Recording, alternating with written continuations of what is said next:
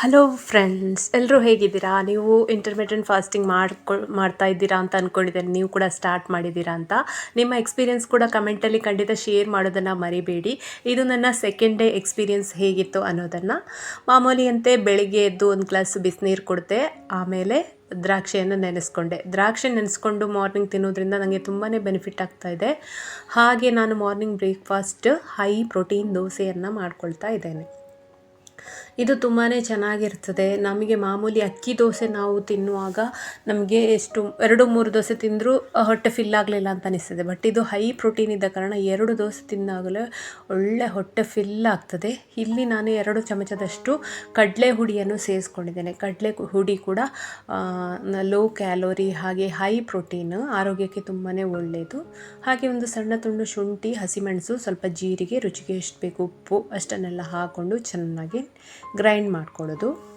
ಅಕ್ಕಿ ದೋಸೆ ಎಲ್ಲ ಎಷ್ಟು ತಿಂದರೂ ಕೂಡ ಫೀಲ್ ಬರೋದಿಲ್ಲ. ಬಟ್ ಈ ಥರ ಪ್ರೋಟೀನ್ ದೋಸೆ ಮಾಡಿದರೆ ಮತ್ತು ಕಾವಲಿಗೆಯಲ್ಲಿ ದೋಸೆ ಏಳಲಿಕ್ಕೆ ಕೂಡ ಏನು ಪ್ರಾಬ್ಲಮ್ ಇಲ್ಲ. ಆರಾಮ್ಸೆ ದೋಸೆ ಮಾಡ್ಕೊಳ್ಬೋದು. ಮಾಡಲಿಕ್ಕೆ ಇನ್ಸ್ಟಂಟಾಗಿ ನೀವು ಒಂದು ಹೆಸರು ಕಾಳನ್ನು ಮೊಳಕೆ ಬರಿಸಿ ಇಟ್ಕೊಂಡ್ರೆ ಆಯಿತು, ಅಥವಾ ನೆನೆಸಿದ್ರೂ ಸಾಕು.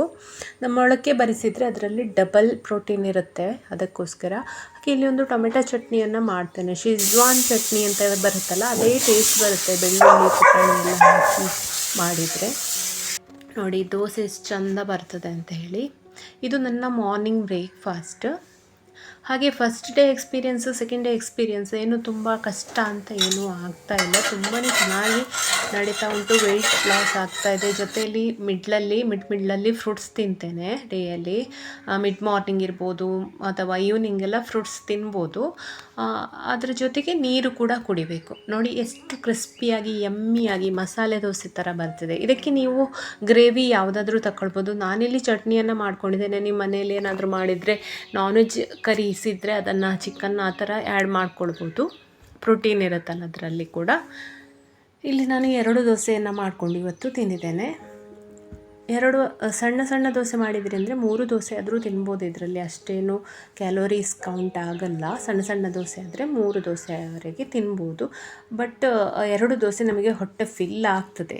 ಜೊತೆಗೆ ನಿಮಗೆ 2 ದೋಸೆ ಜೊತೆಗೆ ನೀವು ಫ್ರೂಟ್ಸ್ ಬೇಕಾದರೆ ಆ್ಯಡ್ ಮಾಡ್ಕೊಳ್ಬೋದು. ಇಂಟರ್ಮಿಟೆಂಟ್ ಫಾಸ್ಟಿಂಗಲ್ಲಿ ಮಾರ್ನಿಂಗ್ ಬ್ರೇಕ್ಫಾಸ್ಟ್ ತುಂಬ ಚೆನ್ನಾಗಿರ್ತದೆ. High protein, fruits. ಹಾಗೆ ಅಕ್ಕಿಯಿಂದ ಮಾಡಿದ ತಿಂಡಿಯನ್ನು ಮಾಡ್ಕೊಳ್ಬೇಡಿ ಡಯಟ್ ಮಾಡುವಾಗ. ಬೆಳಿಗ್ಗೆ ಅಕ್ಕಿ ದೋಸೆ, ನೀರು ದೋಸೆ ಆ ಥರ ಬ್ರೇಕ್ಫಾಸ್ಟನ್ನು ಅವಾಯ್ಡ್ ಮಾಡಿ. ನಿಮಗೆ ಅಕ್ಕಿ ದೋಸೆ, ನೀರು ದೋಸೆ ತಿನ್ನಬೇಕು ಅಂತ ಎಲ್ಲಿಯಾದರೂ ಆಯಿತು ಅಂತಂದರೆ ಅದನ್ನು ಮಧ್ಯಾಹ್ನ ಲಂಚ್ಗೆ ಮಾಡಿಕೊಂಡು ತಿನ್ಬೋದು. ಅದೊಂದು ಆಪ್ಷನ್ ಇದೆ, ಯಾಕಂದರೆ ನಾನು ಬಿಡಬೇಕು ಅಂತ ಇಲ್ಲ. ರೈಸಿನ ಬದಲು ನೀರು ದೋಸೆ ಕೂಡ ನೀವು ತಿನ್ಬೋದು. ಇವತ್ತಿನ ಬ್ರೇಕ್ಫಾಸ್ಟ್ ಆಯಿತು. ನೆಕ್ಸ್ಟ್ ನಾನು ಲಂಚ್ ಪ್ರಿಪರೇಷನ್ ಮಾಡ್ಕೊಳ್ತಾ ಇದ್ದೇನೆ. ಲಂಚಿಗೆ ಇವತ್ತು ನನಗೆ ಯಾಕೋ ರೈಸ್ ಬೇಡ ಅಂತ ಅನ್ನಿಸ್ತು. ನೀವು ರೈಸ್ ಊಟ ಮಾಡೋದಾದರೆ ರೈಸ್ ಮಾಡಿಕೊಂಡು ಅದಕ್ಕೆ ಪಲ್ಯ, ಸಾರು ಆ ಥರ ಊಟ ಮಾಡ್ಕೊಳ್ಬೋದು. ಇಲ್ಲಿ ನಾನು ಸ್ವಲ್ಪ ಎಣ್ಣೆ ಹಾಕ್ಕೊಂಡೆ, ಜೀರಿಗೆ, ಬೆಳ್ಳುಳ್ಳಿ, ಹಾಗೆ ಒಂದು ಹಸಿಮೆಣಸು, ಒಂದು ಈರುಳ್ಳಿ ಮತ್ತು ಟೊಮೆಟೊ ಹಾಕ್ಕೊಂಡೆ. ಇದನ್ನು ಫ್ರೈ ಮಾಡ್ಕೊಳ್ತಾ ಇದ್ದೇನೆ. ಇಲ್ಲಿ ಒಂದು ಸೋಯಾ ಸಬ್ಜಿಯನ್ನು ಮಾಡ್ಕೊಳ್ತಾ ಇದ್ದೇನೆ ನಾನು. ಸೋಯಾ ಚಂಕ್ಸ್ ಅಂತ ಬರ್ತಲ್ಲ, ಅದನ್ನು ಆಲ್ರೆಡಿ ಬಿಸಿನೀರಲ್ಲಿ ಕುದಿಸ್ಕೊಂಡು ಮೆತ್ತಗೆ ಮಾಡಿ ಅದರ ನೀರೆಲ್ಲ ಹಿಂಡಿ ರೆಡಿ ಮಾಡಿ ಇಟ್ಕೊಂಡಿದ್ದೇನೆ. ಇಲ್ಲಿ ಸ್ವಲ್ಪ ಜೀರಾ ಪೌಡರ್, ಧನಿಯಾ ಪೌಡರ್, ಮೆಣಸಿನ ಹುಡಿ, ಅರಸಿನ ಹುಡಿ, ಹಾಗೆ ಗರಂ ಮಸಾಲೆ ಇಷ್ಟನ್ನು ಹಾಕಿ ಚೆನ್ನಾಗಿ ಫ್ರೈ ಮಾಡ್ಕೊಳ್ಳೋದು. ನೀವು ಬೇಕಾದರೆ ಇಲ್ಲಿ ಟೊಮೆಟೊವನ್ನು ಗ್ರೈಂಡ್ ಮಾಡಿ ಟೊಮೆಟೊ ಪ್ಯೂರಿಯನ್ನು ಬೇಕಾದರೂ ಆ್ಯಡ್ ಮಾಡ್ಕೊಳ್ಬೋದು. ನಾನು ಸಿಂಪಲಾಗಿ ಜಸ್ಟ್ ಮಾಡಿದಷ್ಟೇ. ಇವತ್ತು ನಾನು ಮಧ್ಯಾಹ್ನಕ್ಕೆ ಚಪಾತಿನ ಮಾಡ್ಕೊಳ್ತಿದ್ದೇನೆ. ಹಾಗೆ ಸೋಯಾ ಸಬ್ಜಿ. ಸೋಯಾ ಒಳ್ಳೆ ಪ್ರೋಟೀನ್ ಸೋರ್ಸ್. ಹಾಗೆ ಥೈರಾಯ್ಡ್ ಇದ್ದವರು ಸೋಯಾವನ್ನು ಅವಾಯ್ಡ್ ಮಾಡಿ. ಅದರ ಬದಲು ನೀವು ಇಲ್ಲಿ ಪನ್ನೀರ್ ಸಬ್ಜಿಯನ್ನಾದರೂ ಮಾಡ್ಕೊಳ್ಬೋದು. ಪನ್ನೀರ್ ಸಬ್ಜಿ ಕೂಡ ಇಷ್ಟು ಮಾಡಿ ನೀವಿನ್ನು ನೆಕ್ಸ್ಟ್ ಪನ್ನೀರ್ ಹಾಕಿದರೆ ಪನ್ನೀರ್ ಸಬ್ಜಿ ಆಗುತ್ತೆ. ಅದು ಕೂಡ ಹೈ ಪ್ರೋಟೀನ್, ತುಂಬಾ ಒಳ್ಳೆಯದು. ನನಗಿಲ್ಲಿ ಸೋಯಾ ತಂದದ್ದಿತ್ತು, ಸೋಯಾದಿಂದ ಸಬ್ಜಿಯನ್ನು ಮಾಡ್ಕೊಳ್ತಾ ಇದ್ದೇನೆ. ಅದರ ಜೊತೆಗೆ ಸ್ವಲ್ಪ ಪ್ರೋಟೀನ್ ಸೋರ್ಸ್ ಇರಲಿ ಅಂತ ಹೇಳಿ ಸ್ವಲ್ಪ ಬಟಾಣಿ ಕಾಳು ನೆನೆಸಿದ್ದಿತ್ತು. ಹಾಗೆ ಮೊಳಕೆ ಬರಿಸಿದ ಕಾಳು ಕೂಡ ಇತ್ತು, ಹೆಸರು ಕಾಳು ಕೂಡ. ಅದು ಕೂಡ ಇದರ ಜೊತೆಗೆ ಹಾಕ್ಕೊಂಡೆ. ಸೋಯಾವನ್ನು ಕೂಡ ಹಾಕ್ಕೊಂಡೆ. ಯಾಕೆಂದರೆ ಪ್ರೋಟೀನ್ ಸಿಕ್ಕಿದಷ್ಟು ನಮಗೆ ಒಳ್ಳೆಯದಲ್ವ. ಅದರ ಟೇಸ್ಟ್ ಕೂಡ ಚೆನ್ನಾಗಿರ್ತದೆ ಬಟಾಣಿ ಎಲ್ಲ ಹಾಕಿದರೆ ಅಂತ ಹೇಳಿ. ಈಗ ನಮ್ಮ ರುಚಿಯಾದಂತಹ ಸೋಯಾ ಸಬ್ಜಿ ರೆಡಿ ಆಯಿತು. ಮಧ್ಯಾಹ್ನಕ್ಕೆ ನಾನು ಚಪಾತಿ ಹಾಗೆ ಸೋಯಾ ಸಬ್ಜಿಯನ್ನು ಮಾಡಿಕೊಂಡೆ. ಇದನ್ನು ಇಷ್ಟು ಮಾಡಿ ಆದಮೇಲೆ 5 ನಿಮಿಷ ಮುಚ್ಚಿ ಬೇಯಿಸ್ಕೊಳ್ಬೇಕು.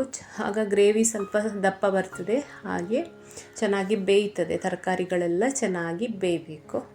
ನೋಡಿ, ಈಗ ಬೆಂತು. ಆಮೇಲೆ ಇದಕ್ಕೆ ಧಾರಾಳವಾಗಿ ನೀವು ಕೊತ್ತಂಬರಿ ಸೊಪ್ಪೆಲ್ಲ ಹಾಕ್ಕೊಳ್ಬೋದು. ನಂದು ಕೊತ್ತಂಬರಿ ಸೊಪ್ಪು ತಂದದ್ದೆಲ್ಲ ಖಾಲಿಯಾಗಿತ್ತು. ಸೊ ನಾನು ಇಲ್ಲಿ ಮೇಥಿ, ಕಸೂರಿ ಮೇಥಿ ಅಂತ ಹೇಳ್ತೇವಲ್ಲ, ಅದನ್ನು ಹಾಕ್ಕೊಂಡೆ. ಕಸೂರಿ ಮೇಥಿ ತಂದದಿತ್ತು, ಅದು ಹಾಕ್ಕೊಂಡ್ರೆ ಫ್ಲೇವರ್ ಕೂಡ ಚೆನ್ನಾಗಿರ್ತದೆ. ಸೊ ಅದನ್ನು ಹಾಕ್ಕೊಂಡೆ. ಸೂಪರಾದ ಟೇಸ್ಟಿಯಾದ ಯಮ್ಮಿ ಆದಂತಹ ಸೋಯಾ ಸಬ್ಜಿ ಅಂತ ಹೇಳ್ಬೋದು, ಅದು ರೆಡಿ ಆಯಿತು. ವೆಯ್ಟ್ ಲಾಸ್ ಜರ್ನಿಯಲ್ಲಿ ನೀರು ಕುಡಿಯೋದನ್ನು ಮಾತ್ರ ಮಿಸ್ ಮಾಡಬೇಡಿ. ಇದರಿಂದ ನಿಮಗೆ ತುಂಬ ಎಫೆಕ್ಟ್ ಆಗ್ತದೆ. ನೀರನ್ನು ನೆನಪು ಮಾಡ್ಕೊಂಡು ಕುಡೀರಿ. ಅಟ್ಲೀಸ್ಟ್ ಈಗ ಇನ್ನೂ ಬಿಸಿಲೆಲ್ಲ ಇದೆ, ಬೇಕು ಅಂತ ಅನಿಸ್ತದೆ. ಏನೋ ಹಸಿವಾಯಿತು ಅಂತ ಆಗುವಾಗ, ಅಥವಾ ನಿಮಗೆ ಸುಸ್ತಾಯಿತು ಅಂತ ಅನ್ನುವ ಫೀಲಿಂಗ್ ಬಂದಾಗ ಎಲ್ಲ ನೀರು ಕುಡೀರಿ. ಅಟ್ಲೀಸ್ಟ್ 2.5 3 ಲೀಟ್ರ್ ಆದರೂ ನೀರು ಕುಡಿಬೇಕು. ಇಲ್ಲಾಂದರೆ ವೆಯ್ಟ್ ಲಾಸಿಗೆ ನಾವು ಅಂದ್ಕೊಂಡ ರಿಸಲ್ಟ್ ಬರೋದಿಲ್ಲ. ಹಾಗೆ ನಿದ್ರೆ ಟೈಮಿಂಗ್ಸ್ ಕೂಡ ನಾವು ಇಂಟರ್ಮಿಟೆಂಟ್ ಫಾಸ್ಟಿಂಗ್ ಈಗ ಮಾಡ್ತೇವೆ ಅಂತ ಹೇಳಿದರೆ ಆಲ್ಮೋಸ್ಟ್ ನಮ್ಮದು ಡಿನ್ನರ್ 6 ಗಂಟೆಗೆ ಆಗಿರ್ತದೆ. ಅದಾದ ನಂತರ ನಾನಿಲ್ಲಿ ನೆಕ್ಸ್ಟ್ ಸಲಾಡನ್ನು ಮಾಡ್ಕೊಳ್ತಿದ್ದೇನೆ. ಸಲಾಡಿಗೆ ಸ್ವಲ್ಪ ಮೊಳಕೆ ಕಾಳು, ಟೊಮೆಟೊ, ಈರುಳ್ಳಿ ಅಷ್ಟನ್ನು ಹಾಕ್ಕೊಂಡಿದ್ದೇನೆ. ರುಚಿಗೆ ಎಷ್ಟು ಬೇಕು ಅಷ್ಟು ಉಪ್ಪನ್ನು ಹಾಕ್ಕೊಂಡಿದ್ದೇನೆ.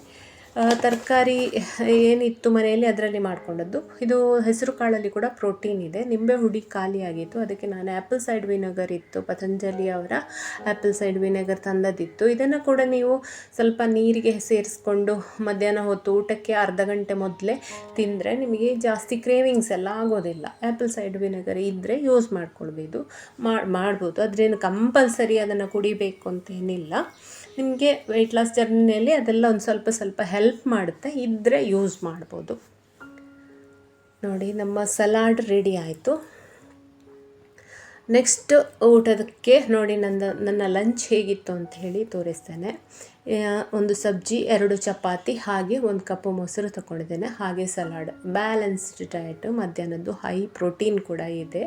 ಇಲ್ಲಿ ನಾನು 2 ಚಪಾತಿ ಹಾಕ್ಕೊಂಡೆ, ಬಟ್ ನನಗೆ 1 ಚಪಾತಿ ತಿನ್ನುವಾಗಲೇ ಹೊಟ್ಟೆ ಫಿಲ್ ಆಯಿತು. ಯಾಕಂದರೆ ನಾನು ಫಸ್ಟ್ ಸಲಾಡ್ ತಿಂದೆ, ಆಮೇಲೆ ನೆಕ್ಸ್ಟ್ ಒಂದೇ ಚಪಾತಿ ನನಗೆ ಸೇರಿದ್ದು.